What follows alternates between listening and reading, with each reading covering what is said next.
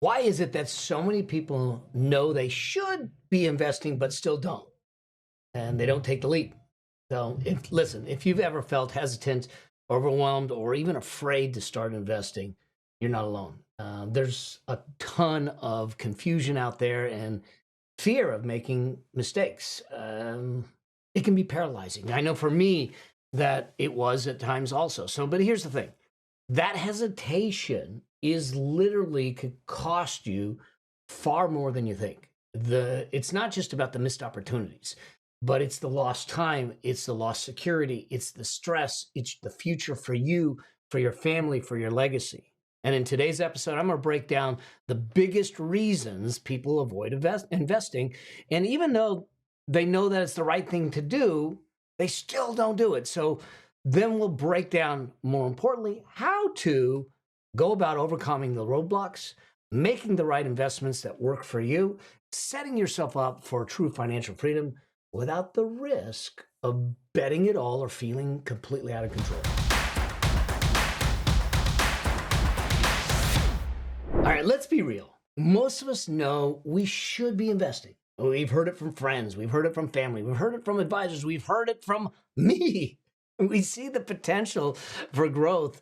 We see the promise for a financial future. We see the ability to have financial security, but we still don't invest. Why is that? Well, I think that there's some common reasons that people shy away from investing, and it doesn't matter whether they know that it's the right thing to do or not, they still shy away from it, including yours truly. I did for a while, okay, until I figured it out, until I saw the problem with that. And so let's jump in. I'm going to just jump in and break down the reasons I see people will shy away from investing and what to do about it. All right. So the first is this. It's the big F word. Okay. Fear. It's the fear of losing money. And a lot of people will equate investing to gambling and this feeling like they're betting on something that's uncertain and that it's scary, that they're going to lose their money and everything. But investing is not gambling when it's done right. Is there risk? Absolutely. There is a risk in every investment, but it is a calculated risk. It is a strategic risk. And when you do it right, you start to see how the probabilities of success are far greater in your favor than otherwise. Okay. We're not playing games of chance here. We are playing and working the market and stocks. The stock market goes up 8 out of 10 years. If you look at just historical averages, when you invest in a broad diversified portfolio, 8 out of 10 years is going to go up. And if you look at any 20-year period of the S&P 500, it has never had a negative return. So when you invest long term, that's when you have the highest probability of success. The challenge is what happens is that we get into investing, we make an investment, and inevitably, Murphy's Law, as soon as you buy the stock, it drops. You freak out. You say, I shouldn't have made this investment. See, I shouldn't have made this investment. It's bad investment, bad investment. Your emotions take hold of you, the fear, and you sell. So you bought, it dropped, you get scared, you sell, you take a loss, you say, see, I'm not good at it.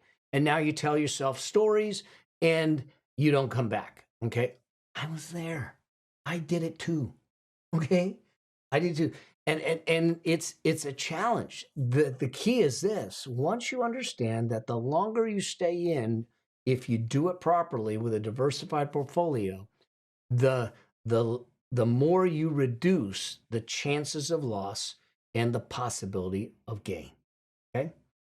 So, and I go through a whole thing called the stack of fear in my the beginning of my book, in Building Your Money Machine. So, fear, especially when it comes to finances, is typically a result of the lack of something. Something's missing to allow you to make a powerful, empowered decision. And there's 6 elements there. I talk about it in the book. When you get through those, now all of a sudden you can make an empowered decision because you're truly informed. Fear is usually, when it comes to finances, comes from a place of not knowing.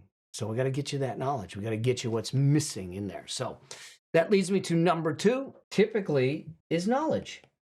Okay. In the sense of understanding, if you will, why people don't invest is because they lack knowledge. Okay. They lack the understanding. Look, if you watch any kind of the finance channels, they use nomenclature and jargon and all that stuff that makes it feel complex. So, you got puts, you got calls, you got the bid, you got the ask, you got all this stuff. Yo, it confuses you. It confuses me. The challenge is that when we feel complexity, we don't do anything. And so the language of stocks and bonds and mutual funds and investing can feel overwhelming. And so you are afraid to get it wrong. You're afraid to look dumb or ask dumb questions, so you don't do anything. I've been there. All of these, I've been there. And so what happens is the tendency is that until I feel like I'm an expert, I'm not going to get started. And therefore you delay investing, which time is the greatest lever on creating wealth. Think about it this way. If I invest $1 at 20 years old, it goes up 88 times if we just put it in a diversified portfolio based on historical averages. 88 times by the time I get to retirement age. If I wait from 20 to 25, that cuts in half to about 44 times.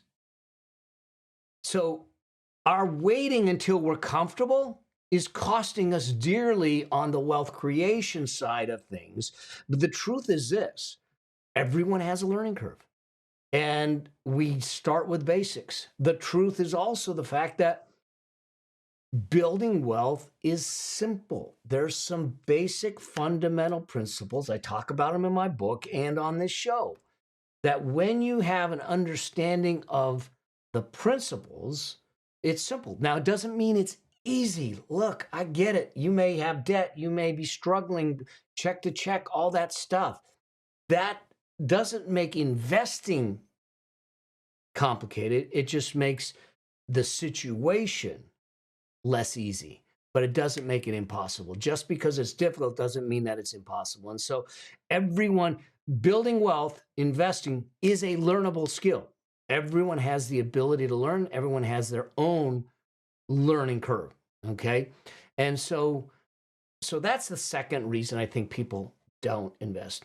The third reason is they're so focused on instant gratification. Look, I get it.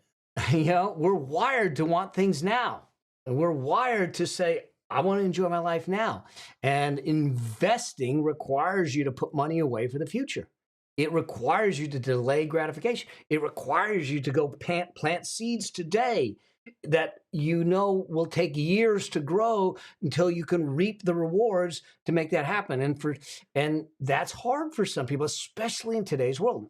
And I understand that. This is exactly why I think it's important that when you are putting a financial plan in place, when you're putting an investing plan in place, that one of the line items in that plan, we do this for our clients all the time, is the fact that you have to plan for joy points.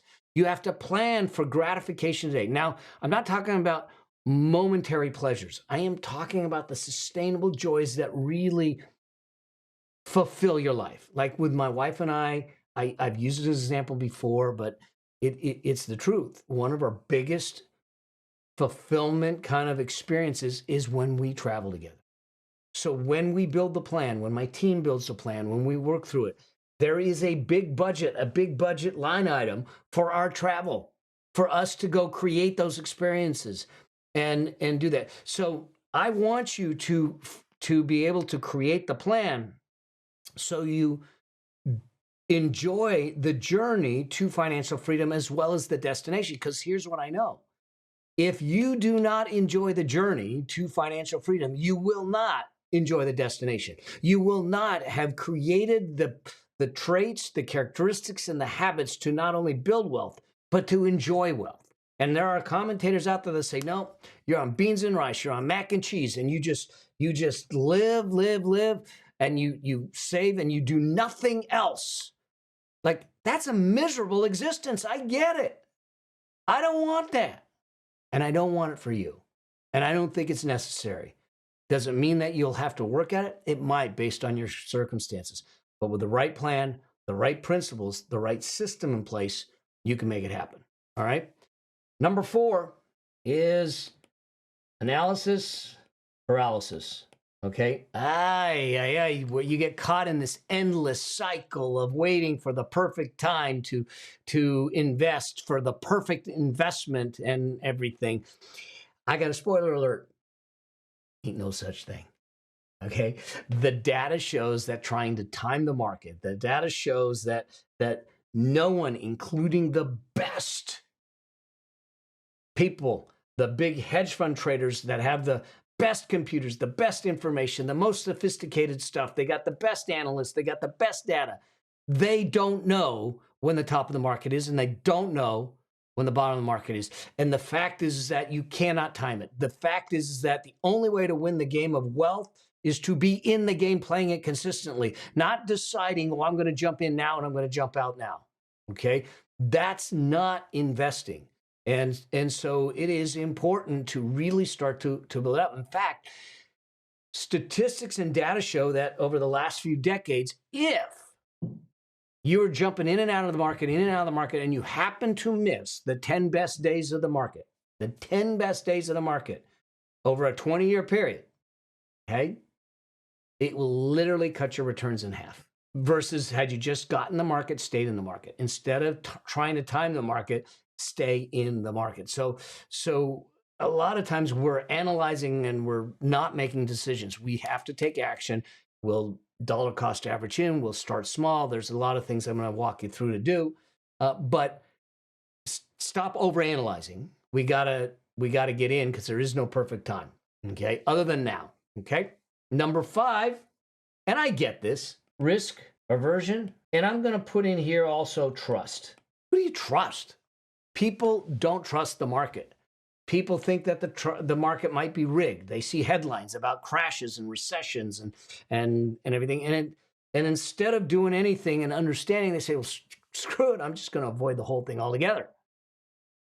But the reality is that a properly diversified portfolio will spread the risk across the assets and sectors in a way that actually reduces substantially the risk of loss. Now, is there risk? Absolutely. There's always risk in investments. Now, is there a chance that everything will go to zero when you're in a diversified portfolio? Not likely. I mean, if there is, we've hit Armageddon. It's a problem. That's why I tell people at the very beginning, we don't pick and choose individual stocks. There's too much risk involved because you are concentrating everything in a single thing. It has to go up for you. But when I go into a basket of stocks, especially at the beginning, until I have critical mass into my portfolio, I'm investing in 500, 1,000 companies. Are some going to go bad? Yeah. Are all going to go bad? No. And it's been proven over decades to be that way. And that, like I said, market goes up 8 out of 10 years. And the average return on the S&P 500 over the long term is somewhere between 8 and 12%. And when we do that, and we have a critical mass to our portfolio, we actually have ourselves in a space and place to weather any kind of downturns because we're coming at it from a long-term perspective. Okay. Those are the reasons that I see people not investing. Now, what's the impact if we don't? And then what do we do instead? Okay. So we can avoid investing for the rest of our lives if we want to, but the impact is horrendous. Because if you don't invest, you are missing on the power of compound growth, the snowball effect of your money making money. The subtitle of my book is getting your money to work harder for you than you did for it. That's the key to investing, is allowing my money. Here's the deal. The only way you're ever going to be financially free is when we are successful at separating the earnings that we make from the efforts to earn it. If you're constantly on that treadmill of earnings, running it to make money, and that's the only way you make money, the only way is to stay on that treadmill for the rest of your life. What I want is that we build the money machine to allow you to sit back and say, the money machine's making money and my money's making money, and I can choose to get on the treadmill or not. I get a chance to choose to do what I do. It's a blessing. And it's a privilege, and it's what I've been able to build that I want you to build. It's what I've helped my clients build, my son build, all that stuff. So over the last century, the stock market, like I said, has returned about 10%. And compare that to if I just put the money into a savings account, you're going to get less than 1%. Yeah. Can I get something in a high yield savings account now at 4 or 4.5%? Yes, but it's not long term. That's not going to sustain you when you get to your later years, to your retirement age. We have to get in the game. And so the consequence of not investing is we don't build the money machine and we never become totally free. Okay. The second consequence of that is what it does to your life. Your options about what you can do from a lifestyle standpoint now become very constrained and limited. Okay. Traveling, retiring comfortably, retiring in a place of your choosing, those kinds of things become harder to do. But more importantly, choice of medical, health, care, all those things become jeopardized, become problematic if you're not careful because of the fact that you're constrained. My mother, okay, we just lost her a little over a month ago. Okay, 91 plus years old. She had health issues, 6.5 years on dialysis and everything. But she had care, and she had good care, and she had care because we were able to make sure she had the financial wherewithal to take care of it. And her care was not cheap. We were paying, in the end, $15,000, $16,000 a month to make it happen. If we didn't have the ability to do that, if she didn't have the ability to do that, what care would she have gotten? She wouldn't have lasted as long as she did. And the quality of her life would have declined even faster. And I think that when we choose to not invest, we impact our life down the road in ways that we can't fathom, we can't quantify. The third thing that I think happens is a family impact. Investing isn't just about us. Investing is about shaping the future of the people we love, our family, our children, our grandchildren, the causes, all of that. Without the investments, there is little ability or less ability, if you will, to create generational wealth and pass it on, to help your children, to help your spouse, to take care of parents, to do the things. So it affects us in a lot of different ways. And the consequences of not getting in the game will be generational and not just for you. Okay. And so it's important for us to get in the game to make that happen. Now, here's the thing. What happens when we do this right? You get a whole host of amazing benefits because of the power of compounded growth. Your money, like I said earlier, becomes a snowball effect. It starts growing on top of itself, and you reach financial independence and freedom, and you get off the earnings treadmill, and now you've been on the field playing the game. Ultimately, you win the game. Okay? You have to be in the game to win. You have to be in the game to win, and you cannot time it. You got to do the things. So what do? How do we start? What are the small action steps? If you're one of those that's sitting there going, I don't know, I know I should be doing it, but I'm not doing it. Let's start. Let me give you some things to do. I'm going to give you some steps to take. Okay. And the first is that I want you to start small. I just need you to start. I don't care if it's $5. I don't care. Okay? Just start. Take $5 a week, put it in a high yield savings account, and then we'll move it into an investment account and put it into some sort of ETF or index fund. But $50 a month can make a huge difference. $50 a week, $200 a month will turn into $300,000 down the road. So just start small. Creating wealth and money is a habit. It's a muscle group.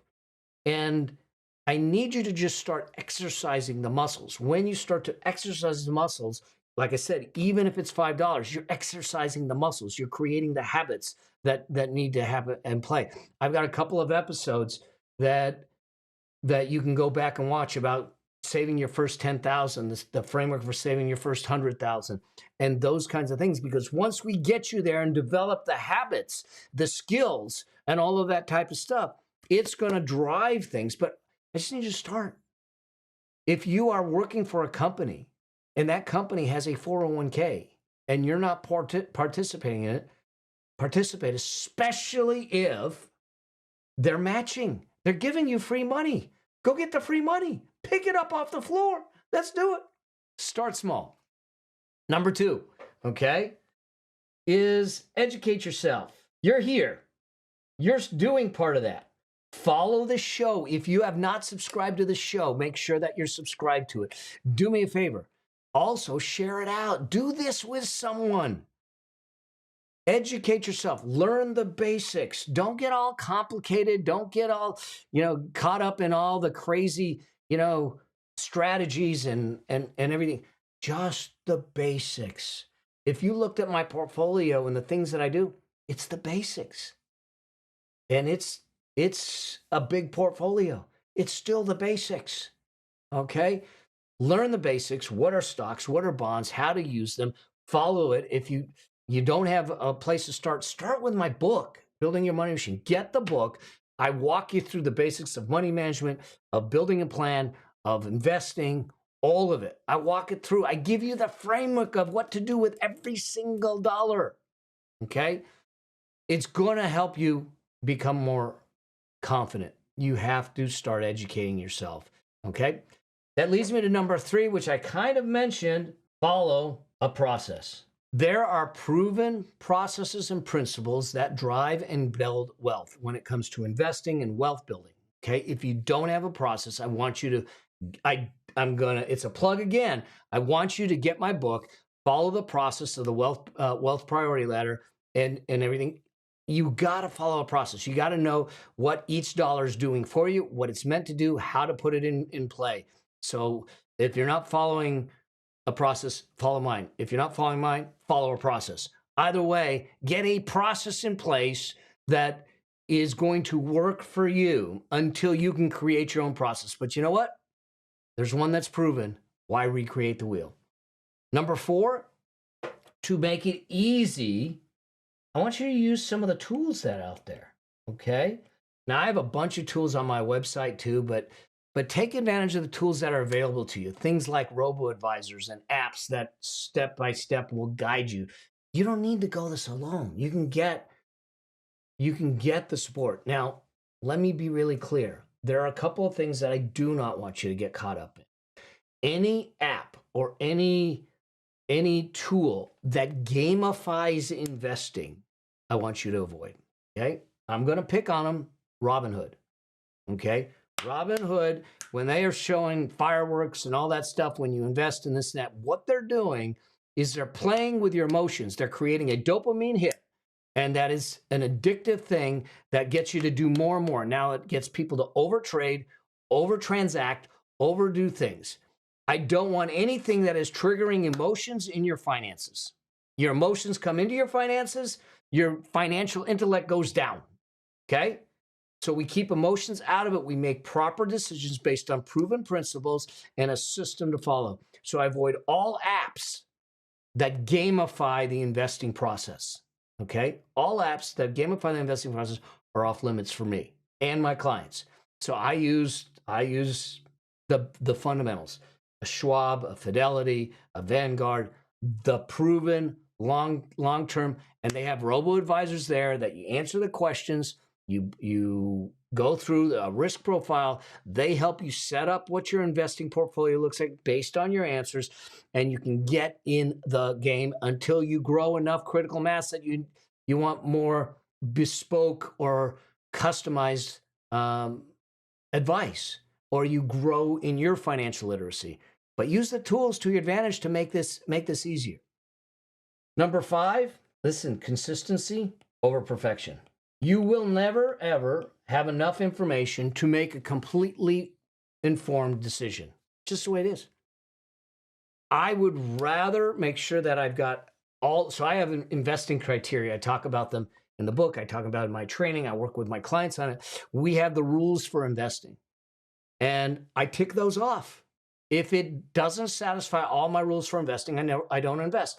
Does it capture everything? No. Have I lost money? Yes. Am I happy? No. Does it destroy me? Heck no. Okay. But I am going to continually invest every month. I am constantly buying. Market goes up, I buy. Market goes down, I buy. Okay. It's dollar cost averaging. It's something that we do. But I look at it, instead of me sitting back going, I got to find the perfect investment, the perfect moment, for the perfect environment, and do it perfectly. Forget it. It's not going to happen. You'll sit on the sidelines the whole time. Listen, you don't win the wealth game on the sidelines or the stands. You win it by being on the field. Okay? Get on the field, but follow a system, follow a process, follow principles. Okay? That leads me to the last one. Number 6 is plan and diversify. I do not want you going at this with some haphazard quilt that you're putting together and say, I'm going to invest in this, I'm in this, because here's what's going to happen. You're going to go out there, you're going to be watering the lawn, talking to your neighbor, and the neighbor's going to mention a stock. You're going to run in, you're going to get your app out, and you're going to go buy that stock. No, that doesn't work the plan. There's a reason in my book. We start with the plan first, the vision for your life. The vision for your life should inform all the decisions for your life. Okay? The vision for your life should inform all the decisions for your life. When we do a money machine master plan for our clients, we build out their life. Give us the vision for life. What do you want? What do you want it to look like? How much do you want to travel? And we build the model for them. We build the plan for them to make that a reality. You have to have a plan. You have to move to a plan. It doesn't need to be complicated. You can do it on a spreadsheet. You can do it on a piece of paper, on a legal pad. You can do a money machine master plan. You can do that, because then with the plan, you can make informed decisions strategic to the plan to make the plan a reality. Now, the plan's going to change. That's okay. But without a plan in place, you're making decisions on a whim. And those will typically go astray. Or what happens is that you might find yourself off in a direction you never intended. Okay? So then, with the plan, we then build that diversified portfolio to mitigate and reduce the risk, so you can consistently do this with peace of mind. And over time, not only do you sit back and go, I know I should be investing, you are investing, and you feel good about investing, because in the end, that's the thing that is going to come out of it. You change your life, you change your future, you change your family's life, you change your legacy, you change the trajectory of everything you do. I truly believe that financial freedom is your birthright. I truly do. Okay? Now, we just got to go claim it. We live in a society that demonizes money. We live in a society that hammers on being wealthy. But you know what? I know a lot of wealthy people, and they're good people, and they give back, and they give, and they're generous, and all of that. And so I want that to be you. I think that's you're entitled to that. It doesn't mean that it's easy. It might be a journey for you depending on where you're starting out, but it doesn't mean that it's impossible either. So I'm here to support you. I'm here to light that light, to shine the light, and give you some of the principles, to give you some of the systems, to give you the simpler path to taking and mastering your money, so you can eliminate financial stress, live a life of choice. Because investing doesn't have to be scary. It doesn't have to be complicated. It's about taking small steps consistently over time. And trust me, your future self, family, your legacy will thank you for it. In the end, you have to be in the game to win the game. I hope that this helps. I hope this gives you something to think about, some steps to take. And if you aren't, make sure you're subscribed to the show. And if you have comments or questions, make sure that you let me know. All right, I'm here for you. I want to keep shining the light for you. I'm on a crusade to light the light on the path to financial freedom for a million families. And I want one of them to be you. All right, till I get a chance to see you on the road to your financial freedom. Always strive. Live a life outlives you. See you in the next one.